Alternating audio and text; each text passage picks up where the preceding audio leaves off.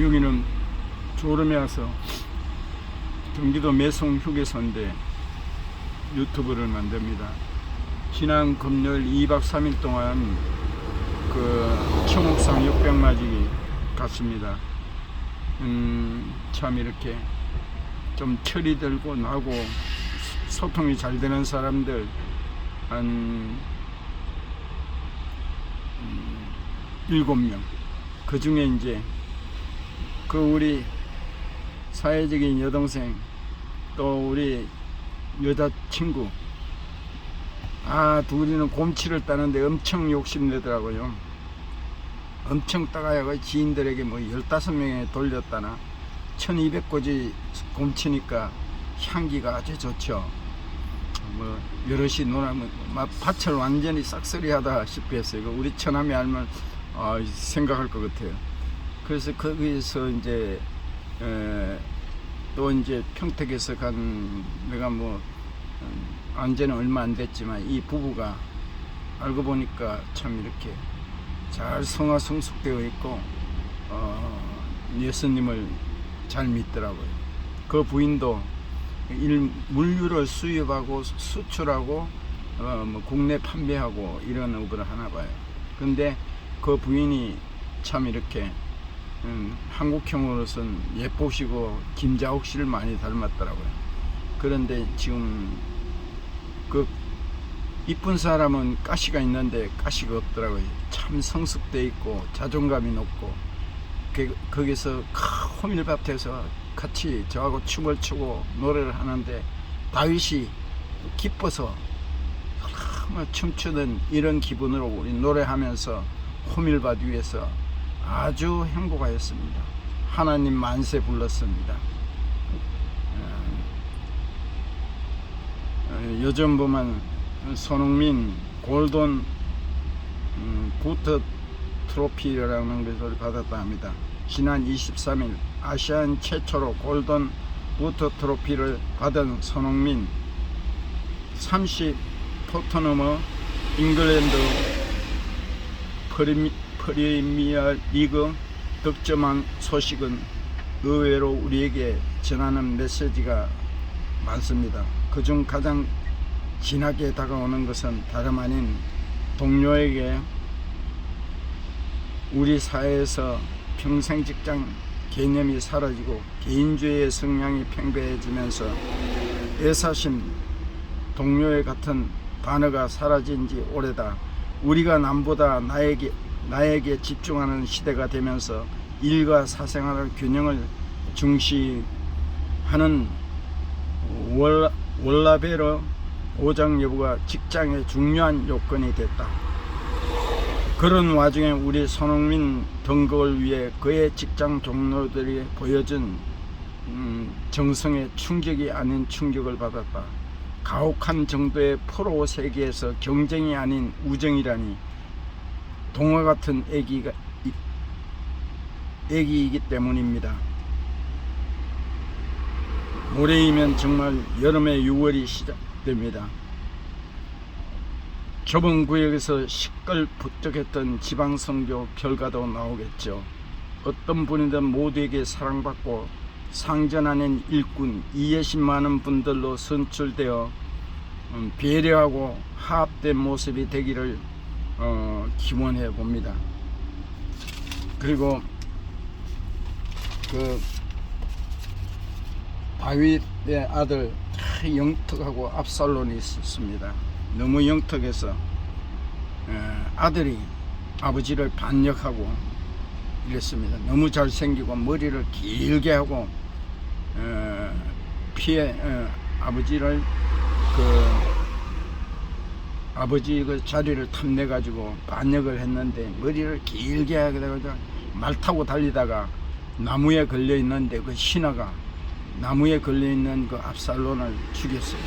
그런데 압살론이 다윗이 자기를 반역한 아들을 그래도 부모만한 자식이다. 그래도 반역한 그 아들이 불쌍해서 진짜 하염없이 울었다고 합니다. 저희 식구도 큰 며느리와 큰 아들이 대단히 실수를 하고 서로 진짜 예수를 믿지 않았으면 영원히 안 볼 수도 있는 이런 환경이었는데 저희 식구가 받아들이고 사랑하고 이러니까 지금은 스스로 알아서 손녀들 둘이 데리고 교회 나옵니다. 참 이렇게 지 모성애 진짜 자식이 아프면은 부모가 내가 아프면 더 낫겠다 이런 마음이 부모의 마음입니다. 어떤 목회자가 말하였습니다. 기다림이란 목회를 하다 보면 기다리게 만드는 경우가 생깁니다. 최근 장례식장을 다녀오면 코로나 때문에 가족들을 볼 수가 없어 기다리다 천국에 가신 권사님 계십니다. 그 권사님 따님이 목사님, 엄마가 목사님을 얼마나 보고 싶어 하신지 아십죠? 아들보다 목사님을 더 좋아하시는 것 아니죠? 라고 하셨습니다. 제 눈에는 눈물만 흘렀습니다. 글을 쓰는 지금도 눈물이 흐릅니다. 성도들과 권사님을 두고 다른 교회에 부임해 사역한 지 10년이 넘다 보니 서로 볼 수 없었던 날이 많았습니다. 30대 초반 개척교회에 부임했습니다. 눈물로 금식 기도를 하고 들어는 하루 13시간도 기도하고 전도했습니다. 부족하지만 한 가지라도 더 배우기 위해 노력했습니다. 당시 그 권사님은 기죽지 말라며 때가 되면 양복을 마련해 주셨고 또 과일을 좋아한다는 저를 위해 제일 좋은 과일을 챙겨주셨고 공부하라고 책값도 주셨습니다.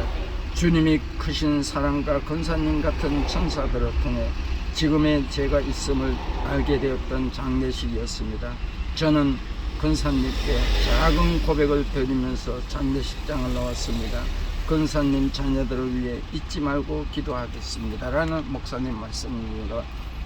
제가 섬기는 교회는 큰 청제선한교회지만 예배는 지금 아주 7, 8명 드리는 가경동 하이엘 교회에서 예배를 드리는데 참 저는 행복합니다. 거기서 특성도 하고 이러는데 왜 목사님이 영혼을 사랑하고 성경을 바로 가르치고 진짜 구약 박사인데 진짜 내가 알지 못했던 구약을 풀어주는 이 적은 교회지만 참 적은 숫자의 모임의 교회지만 나는 그것이 더 행복합니다.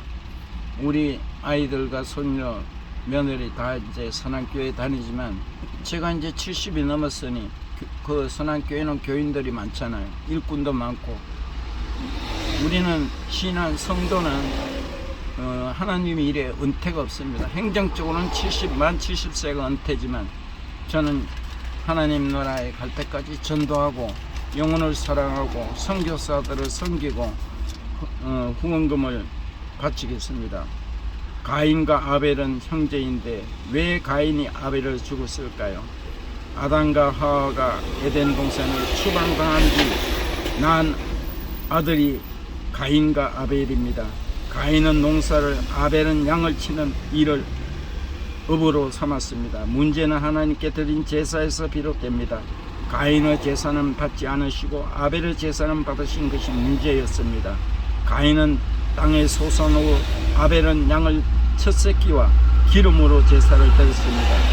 가인의 잘못을 살펴보겠습니다. 첫째, 재물 선택에 실패했습니다. 하나님께 드리는 제사는 피의 제사라야 합니다.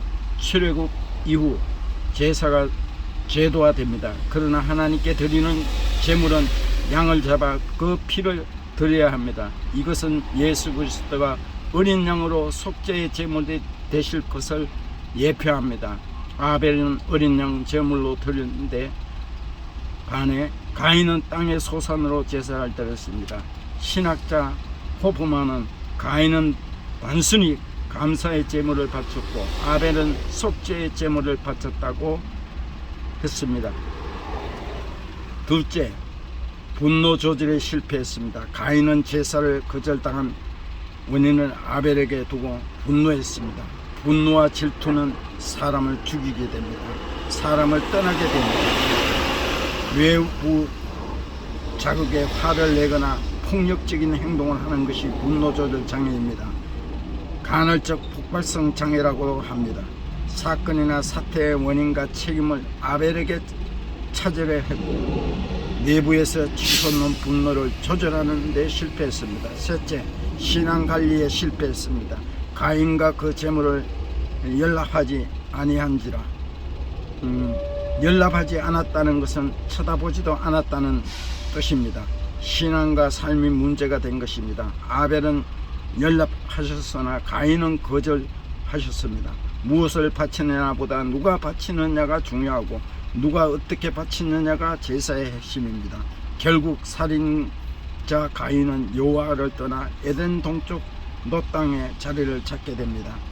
넷째, 생명 경외에 실패했습니다. 생명은 하나님이 주신 소중한 선물입니다. 사람은 생명의 주인이 아닙니다. 그런데 가인은 생명을 경시하고 아우를 죽이는 최초의 살인자가 되고 아벨은 최초의 순교자가 됩니다. 생명의 주인은 하나님이십니다. 그래서 자살은 정당화될 수 없습니다. 천국을 갈 수가 없습니다. 그래서 우리가